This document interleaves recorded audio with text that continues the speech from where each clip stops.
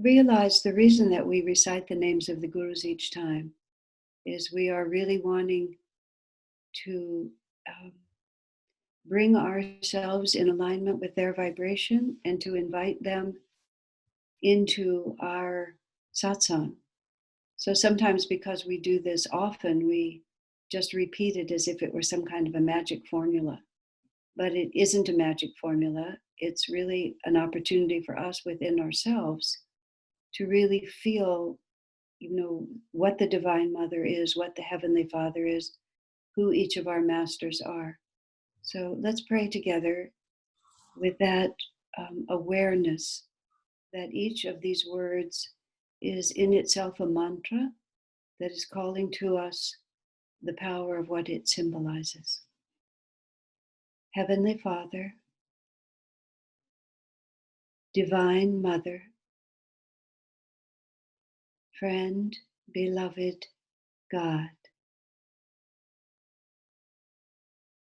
Jesus Christ, Babaji Krishna, Lahiri Mahashaya, Swami Sri Yukteswar, beloved Master, Paramhansa Yogananda, saints of all religions, humbly we bow to all.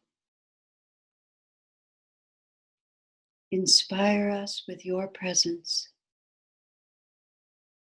that we may feel the unchanging power of spirit in the midst of all life's experiences. We are your children. Guide us, bless us, awaken us.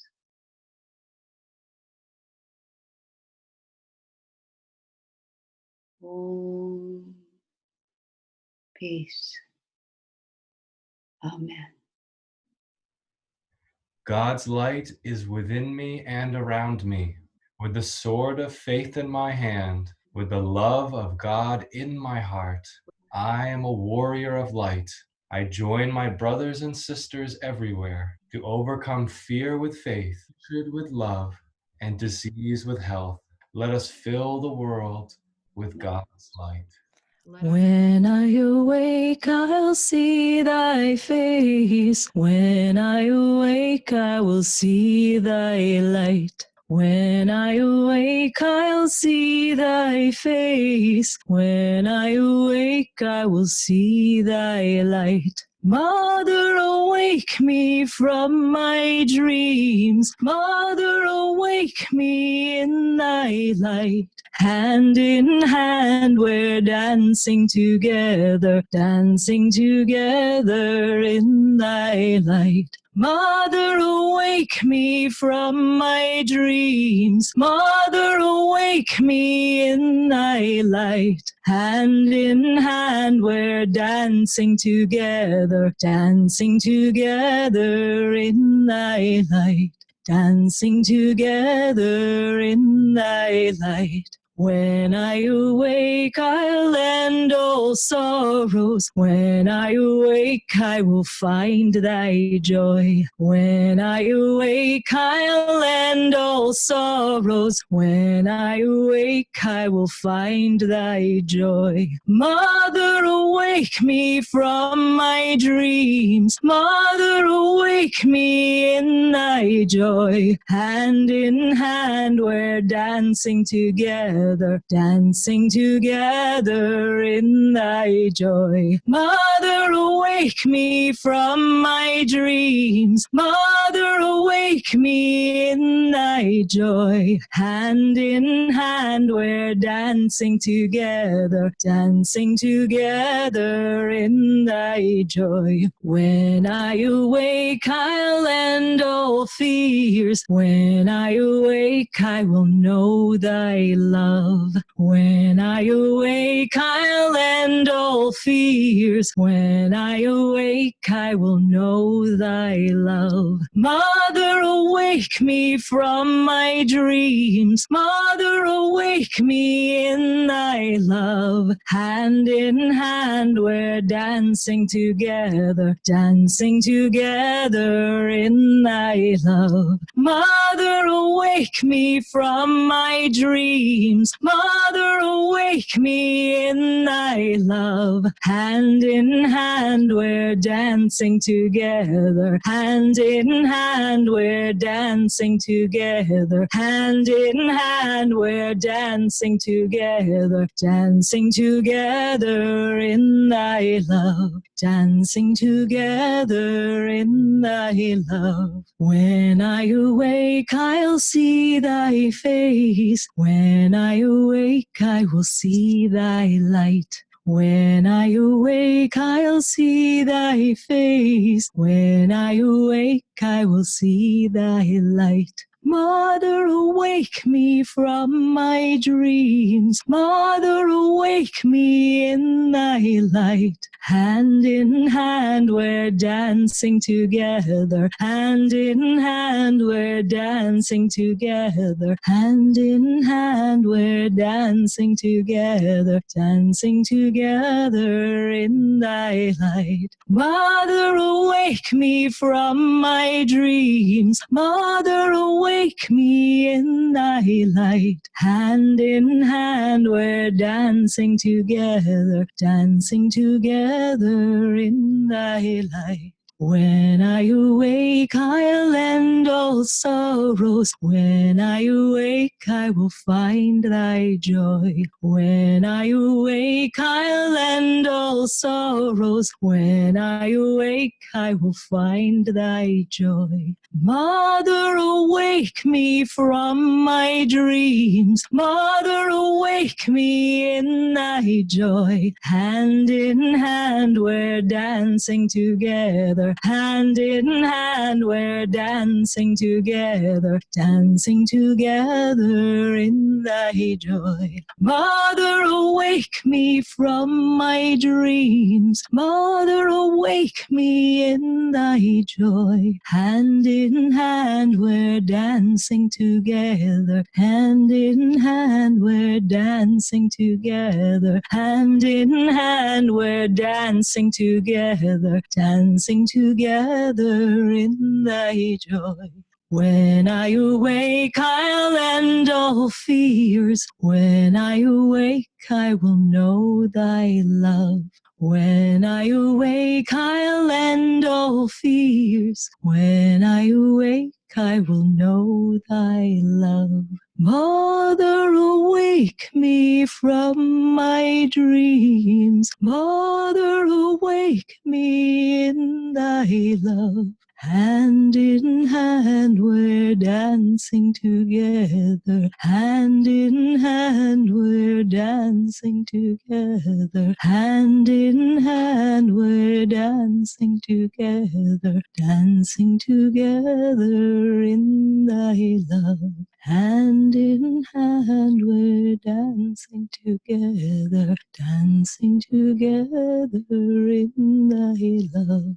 Dancing together in thy love. Dancing together in thy love. I'm going to tell sort of a long story that's going to lead us to where we are right now. So I hope you enjoy it. As many of you know, for about 20 years, I had the opportunity to lead pilgrimage trips to India. Most of the time, it was almost all Americans. Most of the time, the Americans who went had never been to India before. Actually, the first time I was part of the pilgrimage leading it, I'd never been to India before, but I knew a lot about where we were going and so on, so I managed. And one of the last few years, we stopped going about 2004 or 6 when Ananda itself established in India, and then they took over the pilgrimages. But in the last few trips, we discovered Badrinath. not that it wasn't always there, but we discovered that we could go to Badrinath, which was about 10,000 feet in the Himalayas. Very, very ancient. Many of you may have been there by now. Dedicated to Babaji. And it's not an urban place, and a lot of sadhus live even higher in the Himalayas beyond the Badrinath temple. So I absolutely loved the place. I loved the temple. It was really very evocative of me, of many past lives. I'm sure all of us have these places that we go to that we know we're not visiting for the first time, even if this body has never seen it. One of the other Ananda groups had discovered a sadhu up in the hills there. It was called Boxwala, and box was like the English word box. And wala means like I don't know what it is, but when you're a laundry wala or a truck wala, that means that's sort of the thing that you do. There's probably Vidya can probably explain to me more exactly what it means, but that's the essence of it. They called him Boxwala Baba. And the reason they called him Boxwala Baba was because there was a big metal box in his very tiny little kutir. And during the snow season, or at least so it was told, if this was all valid, he would, most of the sadhus would go down from the mountain, but he would stay in the mountain, and he would put his body into the box, and he would go into a deep state of suspended animation, and then he would, in his astral form, he would spend the winter with Babaji. And so we went up to visit this man, and it was this tiny little cabin. As it happened, he was in silence, so he wrote out his answers on chalkboard, and our guide interpreted. And we're sitting in this little room and looking out at the Himalayan peaks, and the whole thing was so otherworldly for me. It was very hard to. I just didn't know where I was. I didn't know what I was doing. We were at 12,000 feet. I mean, I was disconnected from any normal sense of reality. It was wonderful. So later on, within days, we were back in Delhi, and Swami Kriyananda was living in India by then. And he'd sort of heard about this man. So he asked me, what did I think? And I said, well, sir, first I explained to him what I've just been saying to you, which was the whole scene was so rich for me, with so many levels of meaning and experience. I couldn't tell what was coming from him and what was just coming out of my heart.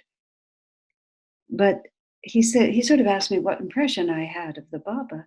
I said, well, Swamiji, I don't know what to think, because he just talked in such a sort of ordinary way about going into the box and going into this state of consciousness, and then going into his astral body to spend the winter with Babaji. And he just talked about it in such a natural way. The implication of that was he should have been more awestruck by what he was doing. And Swami's answer, of course, was completely different, because Swami was always surprising us. And he looked at me and said, well, Asha, at a certain point, such a thing would be simply natural. You would just say it because that's what you do.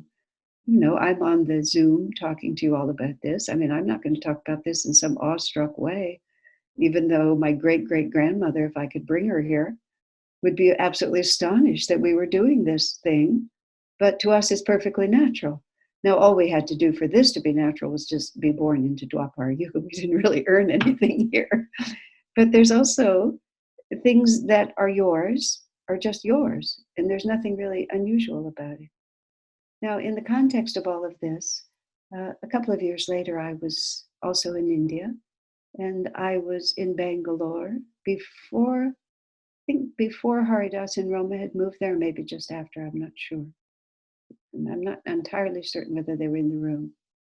They may have been, doesn't matter. I was talking to a group of Indian people that I didn't know very well. They didn't know me.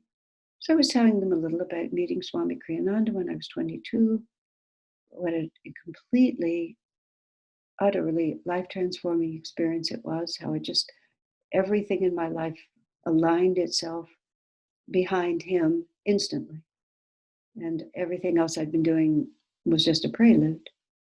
And it took me about a year, because I had to extricate myself from various things before I actually just sold everything and moved to Ananda village. And I never looked back. That was 1971. And the sort of the Indians were kind of like this, and they kind of say to each other like this, what did your parents think about your doing something so radical? Of course, I had to say I'm American, and we don't have quite the same family structure. But then, so I said to them, I never asked them. And what they thought wouldn't have made any difference. I knew what I was doing. You know, they looked slightly horrified, and I had to kind of back up a little bit. I mean, but it was the simple truth. But I could also see that they thought that was very unusual. It was very unusual to meet your pole star, your spiritual pole star, and drop everything and follow it and never look back for now 50 years. I wasn't quite 50 then. But at a certain point, it's just natural. And a long time later, I sort of put those two experiences together. And I realized how we all look at each other and think that somebody's this or somebody's that. But all of us are actually just moving through life exactly where we ought to be moving through, because this is what's natural to me. And that means the exaltation of great success. That means the despair of great misery. That means the reward, the fruit of good karma. That also means the opportunity to have to learn things that we might not have wanted to learn, but now is the moment for us to learn them. Some of you may have heard me on the broadcast I've been doing. I was talking about also in our trips to India, especially when we started in 1986. India was a very different country than it is now. I mean, this has been 30, 40 years now. India's basically stepped forward and taken its place in the modern world. But in 1986, it was still closed to foreign corporations, the influence of Gandhi from the time of independence. Just a few years after that, India opened to the world, and then everything began to change. But there was a lot of poverty, especially in Calcutta, where we spent 5 days. People literally living on the sidewalk.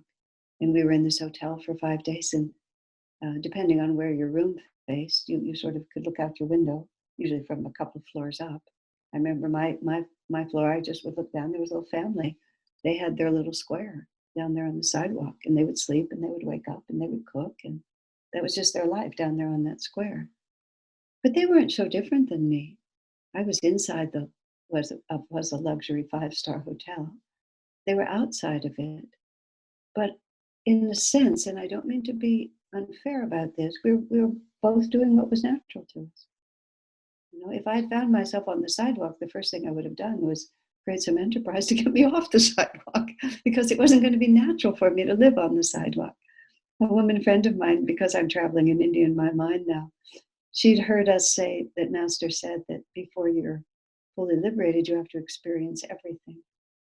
Because we imagine that something other than God will make us happy, and we won't take anybody else's word for it. We have to have the experience ourselves to find out whether it'll make us happy. And only after we experience it can we say for sure, yes, it will, no, it won't. That's why Swamis said we learn from being disappointed, but we learn more from being fulfilled. Because if we're disappointed, the very word disappointment implies that I think I would be better off if it were different. And therefore, if we're disappointed and want it to be different, that means we haven't yet understood that the hand of God is in everything. Why would we be disappointed with what God gives us? Only if we're in some slight rebellion to what God gives us, and that we imagine that my will would be more fulfilling than His. You see, it's very subtle. But then when we get what we want, and we get the relationship, we get the money, we get the praise, we get whatever, the comfort, the beauty, whatever it is. I saw a picture of a movie star. God knows who she was. It might have been in some other country. I can't remember now. But she was a movie star, and she was dressed in some kind of tiger print or something like that. And I could tell even from the photograph, my gosh, she had magnetism. A very animal female magnetism.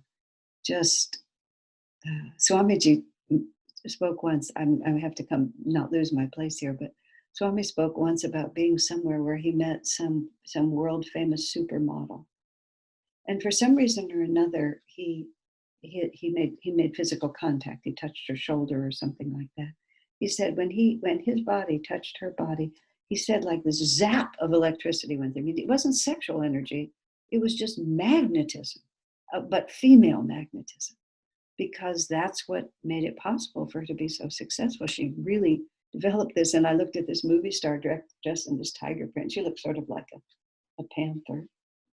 I thought, my gosh, how many lifetimes have you worked to have that body and that energy and that determination so you can be that famous and, that sensual, and then lose it all and get old? I mean, think about the whole saga. How long have you worked at this? But as long as we think it's going to make us happy, we have to find out. We just have to find out. And then we know. And you see, it's not then that it's nothing. Because especially as we get more refined, what we want is not evil. We want to be loved. We want to love others.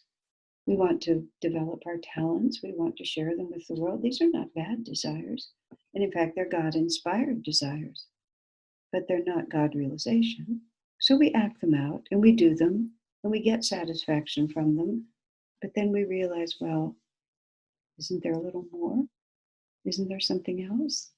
I'm still thirsty. I'm still hungry. It was wonderful, but. And then we begin to turn our attention. We begin to turn our attention only and directly to God, but not until. And so all along the way, what I was talking back in India, watching these people on the sidewalk, they need to be on the sidewalk. And I'm not trying to be politically incorrect or indifferent to them. I would help. When I would travel through there, it was very interesting. You couldn't help everyone. But you knew the ones you were supposed to help. You would just see someone and you know that that's the one you're supposed to give your 25 rupees to. You would just know it. And the others you would just quietly bless. You would give to them, but not in the same way. It was not as hard to move through if one was comfortable with the fact that at a certain point, that's natural. It's just what they should be doing because it's what their karma requires of them. And there's no way to get through it except going through it. Now, there's an obvious corollary because none of us, some of you are living in big cities, but none of us are living on the sidewalk, at least not yet. And hopefully we're never going to be living on the sidewalk, although we are in uncharted waters here. And anybody who tells us what's coming doesn't really know what's coming. We're all just kind of guessing together. But what we're doing right now, I know in New York City, because Colleen has sent me pictures and I've seen what's going on there, you all are you have evidence of this epidemic emergency around you. Perhaps others of you have seen it. I'm living in Palo Alto. I am very sequestered. People are, I barely leave the property, and when I do, I drive to the church. But everything is beautiful here. It's like there's no disruption of anything. We do not have a field hospital in Central Park. We're not getting emergency messages like Colleen was sending me yesterday for health workers to come into the hospitals. There's no sign of dis-ease of any kind here. But we all know that something really extraordinary is happening. And we're all beginning to wear masks, and you see people walking around now with gloves and masks, and you don't even, that's good. They're gloved up and masked, just to go buy milk at the grocery store. And now it's become perfectly natural because that's what we're doing. But this is a very strange time. But on the other hand, it isn't. Because there's not a chance in the world. Well, there's not a chance in infinity. Forget the world. There's no possibility that our personal destiny could be other than exactly what it is. So all of us are going to get to have the chance to find out what it is that we don't know, that this is going to give us the opportunity to learn. And like any kind of karma, the lessons are not the same for everyone. We've all been on email a lot and Skype a lot, just talking to each other. And people who are pretty sturdy in one setting all of a sudden, when the glass is picked up and dumped onto the floor, we suddenly find that, wow, there's a lot of weaknesses here that we didn't even know about, that we now get to face and overcome. As simple as that. I remember I had this very difficult relationship with someone that went on for the first 10 years that I was at Ananda village. And finally I grew up enough and she grew up enough and we got over it. But one of the interim stages in it was, for a long time, we worked together. So not only did we not get along all that well, we had to see each other almost every day. So it was pretty awful.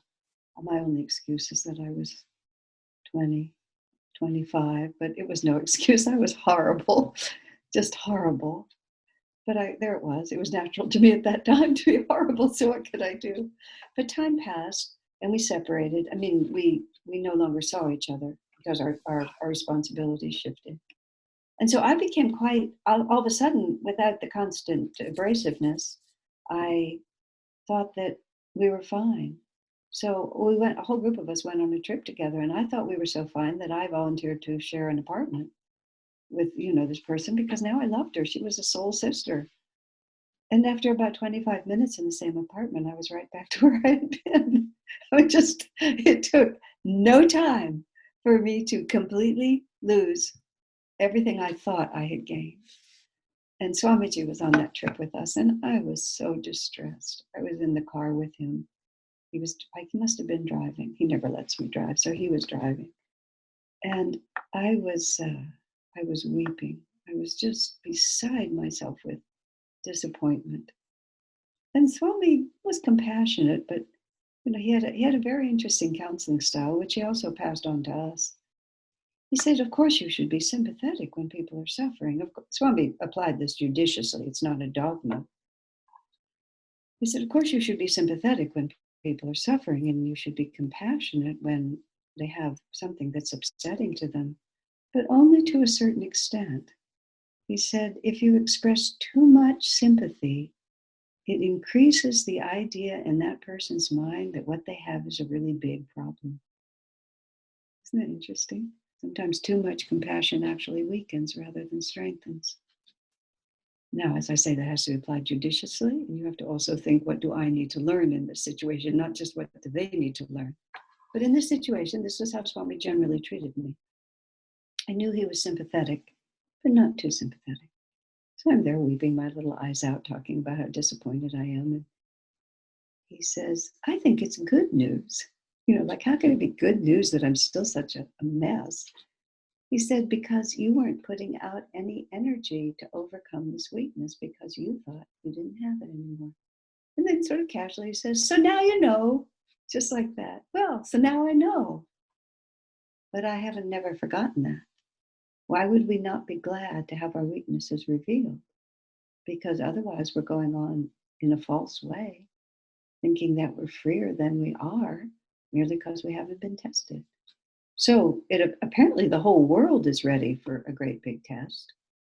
And we as devotees have been specially chosen to incarnate at this time, to be disciples of a great master, to have the potential to be warriors of light, to have the opportunity to be just pressed up against every limitation that we have. I mean, right now, what we're going through is merely an inconvenience. It hasn't risen yet to the level of a catastrophe, except for some people, who either have become ill or have lost loved ones. We can see the possibility of catastrophe. But at least we have to be able to rise to the level of inconvenience, which is losing our self-identity, losing our capacity to influence. It's just so weird to not be able to just go out the door and do something. And so often you see we solve the problems of consciousness on the level of the physical body. I feel restless, I feel lonely, I feel unfulfilled, I'll go out and do something. And we haven't actually necessarily solved the problem of consciousness. We've just moved ourselves to another dimension where we're not so aware of it anymore. But even the inconvenience we're experiencing now of just having so many options taken away from us, we're getting to know ourselves. We're forced to be our own companions. And isn't that wonderful? Isn't that the good news? Isn't this exciting? Now, bear in mind, and those of you who've been listening to me, because I've been talking a lot, I'm in the same, we're all in the same, what do you say? We're all in the same small box right now. And I'm observing and enjoying, not always enjoying, but I'm observing and thinking about this the same as everyone else. What is God trying to accomplish, and how is he going to accomplish it? And how can I cooperate? I want to cooperate personally for my own happiness and salvation. I want to cooperate on behalf of being a disciple. Just how can I serve? What can I do? And above all, what can I learn?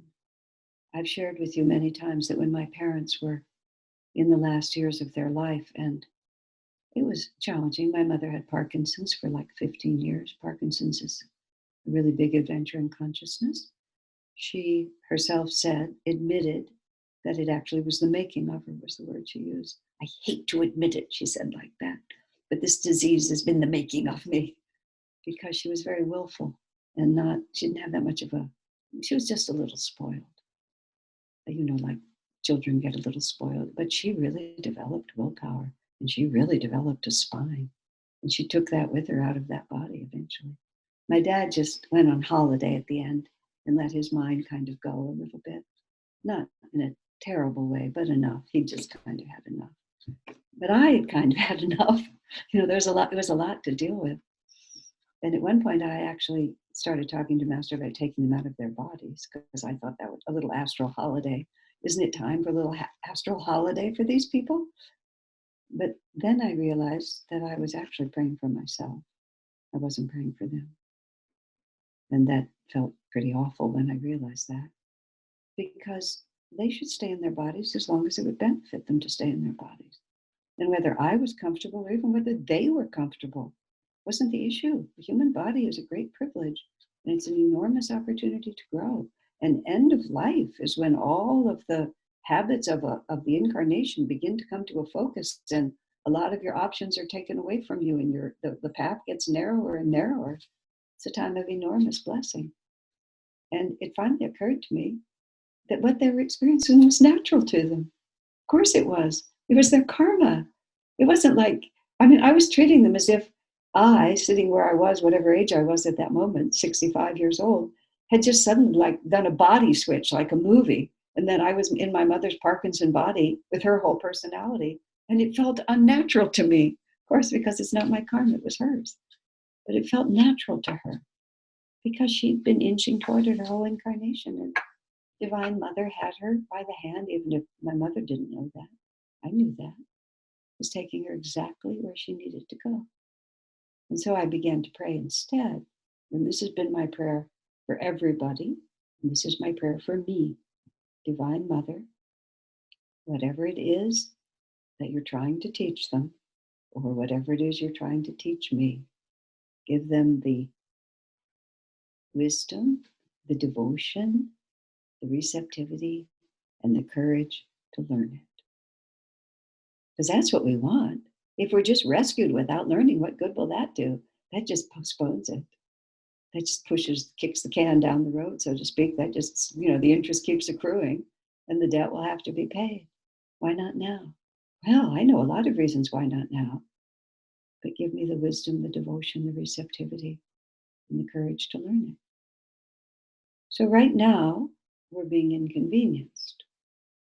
But we may face a lot more than inconvenience. And our prayer has to be, give us the wisdom, the devotion, the receptivity, and the courage to learn whatever wonderful new understandings you want to give us, that we may weather the storm. That's what it is to weather the storm. Live, die, suffer, not suffer. From Divine Mother's point of view, we're just kindergartners.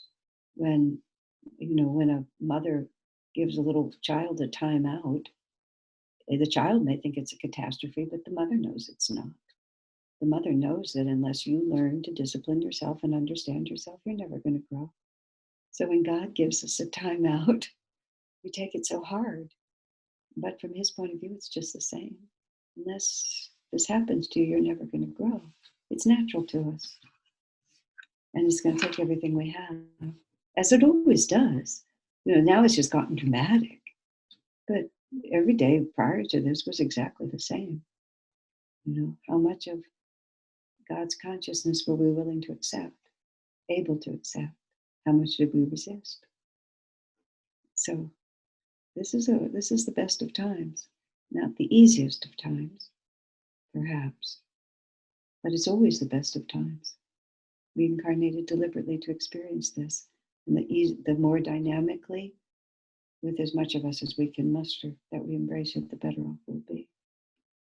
That's all she wants from us. I'm sure you all have seen the same things I've seen, but there was a letter from someone in China talking about how difficult it was at first, but now how, if life goes back to normal, she's really going to miss it. Because, she's had time.